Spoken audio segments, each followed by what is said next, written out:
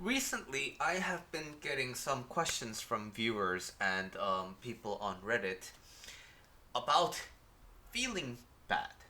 And I understand that feeling bad is a very general term, right?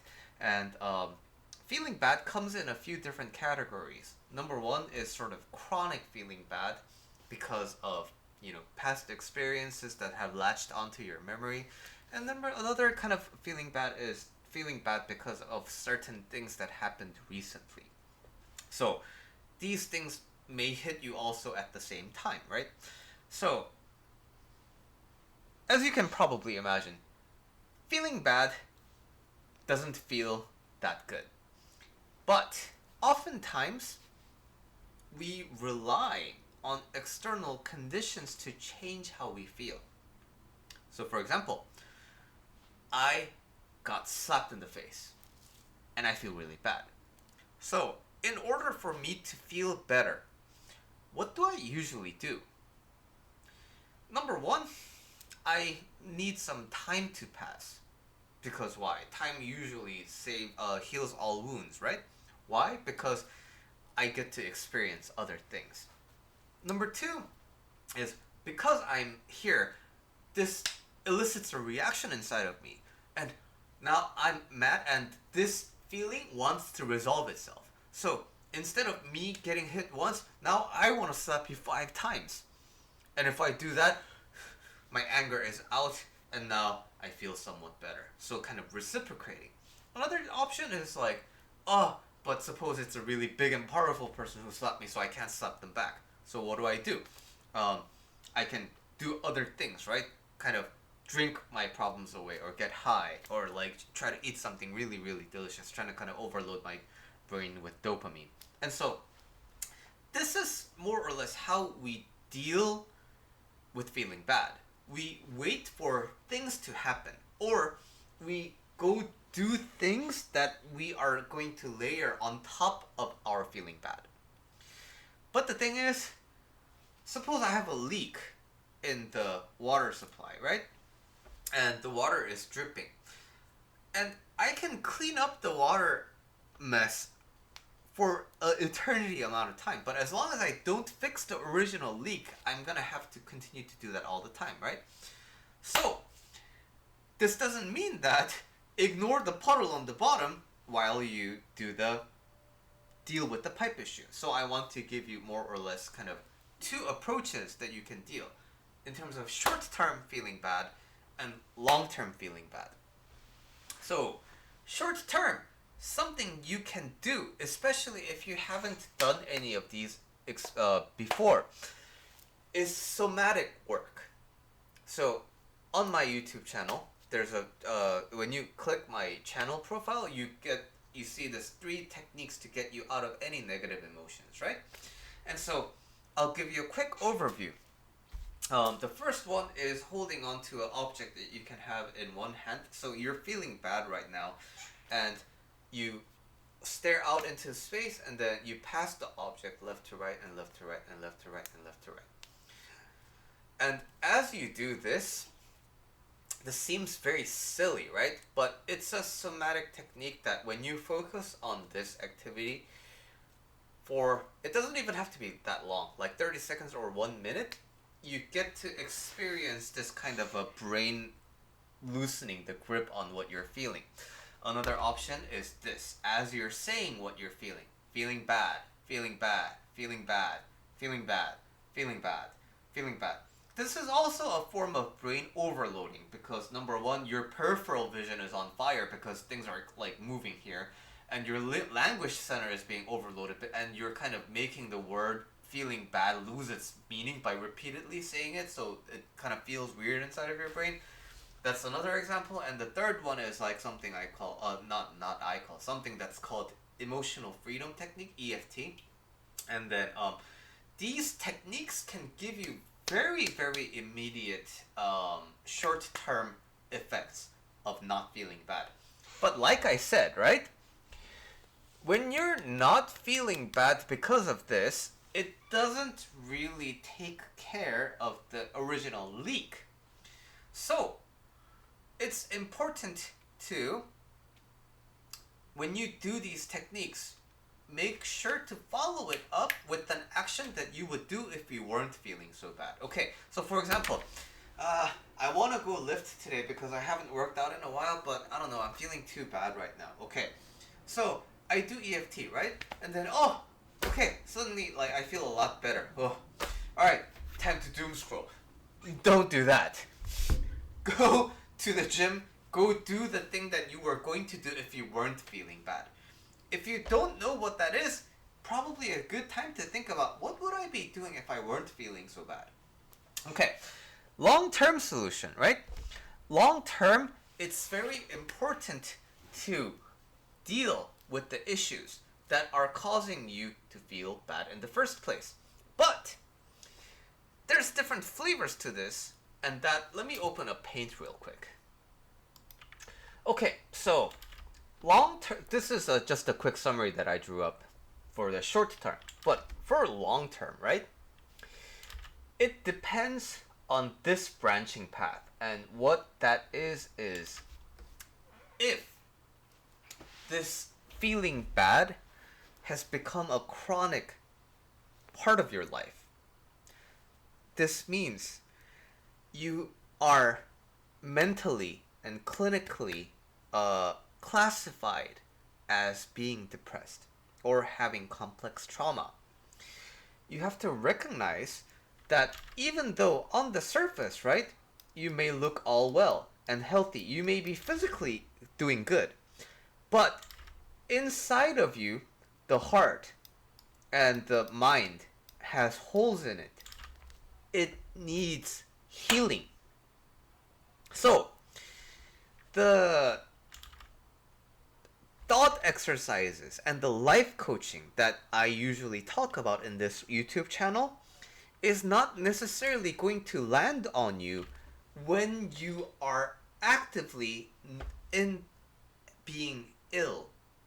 So when I say mentally ill, it sounds like this really big thing, right? But I want you to think of it like this. Your psyche has a cold. Not your body, right? Your body is fine.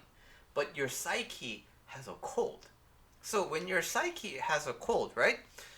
And you're immunocompromised, a little smudge of germ is going to make you very, very sick, right? So what this means is, I'm this one person, and I happened to knock on your shoulder a little bit while we were walking on the street. So when my psyche is healthy, I can take that as, what the fuck, wrong with that guy? And then I can just brush it off. But if I'm not, right? If my psyche is ill, then and I get so irrationally angry. And I become so sad. And this all sounds like an exaggeration, but I feel so powerless against this other guy who dared to do that, and like I didn't do anything wrong, and the world it's just one more layer of evidence of how the world hates me, and how everything is wrong with my life. And this is what people typically call the spiral, right? When you're in this state, it's the same kind of a stimulus of this person kind of knocking on your shoulder, but it hits very, very, very differently, right? And this is what I mean when I say ill. I'm not saying you're like cuckoo, like the traditional, like, ah, you're loony, that kind of a crazy, crazy mentally ill, which is kind of a fucked up stigma anyway, right? But when you are ill, just like your physical body, when you're sick, you rest and you give time and you give a lot of nutrients and you let your body process the sickness, right?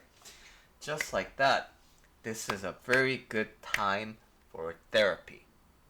And I have a playlist on my channel called Before You Start Therapy, which can really help you speed up the therapy process. So that is a very excellent way to pursue. Moreover, drugs, especially if your complex trauma is coming from your early ages as a human being, it does affect the growth of your brain. So it may actually be a biochemical issue rather than something that can be solved with thoughts, right? and coaching and dealing with your life by, thinking through things and feeling things, they can coexist with drugs. It's okay. And I mean, I don't mean like shrooms and anything. I mean legitimate antidepressants and bipolar medications and ADHD medications if you want to. Those things can be very, very great partners for your life coaching journey. Okay, and suppose you are not in this category, but it has just been some time since you started feeling bad. Now, in this case, what you need to do is a lot of inquisition with yourself. And basically, the stuff that I talk about in this YouTube channel, life coaching questions. Why do I feel this way? What causes me to feel this way? If this wasn't true, what if this wasn't true? Where did I get this belief from? Because if this belief did not originate from me, where did I get this handed off from? And how can I think about this differently? And all these different kind of thought works can apply in this when your psyche is relatively healthy. Another thing that's very important for your growth here is your open-heartedness. And what I really mean here is absolute honesty with yourself without shame.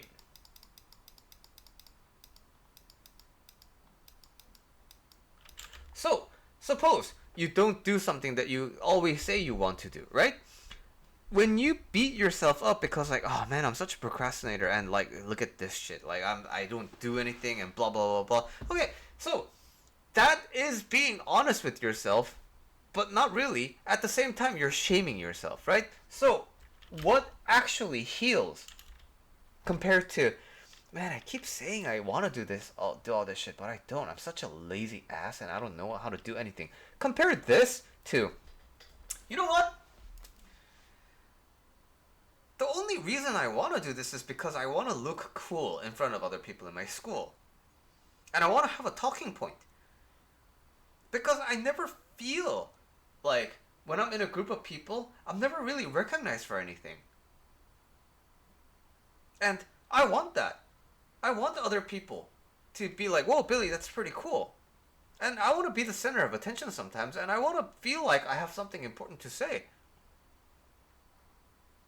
And that's the reason why I want to do this. But if it's not from that, I wouldn't really do this. So this is just being completely transparent and honest with yourself, right? And there's no shame to it. And this kind of sharing of your heart tends to be very, very, very effective. And it is effective even when and this is basically what journaling is, right? But you know what really helps? Is speaking it out to another person.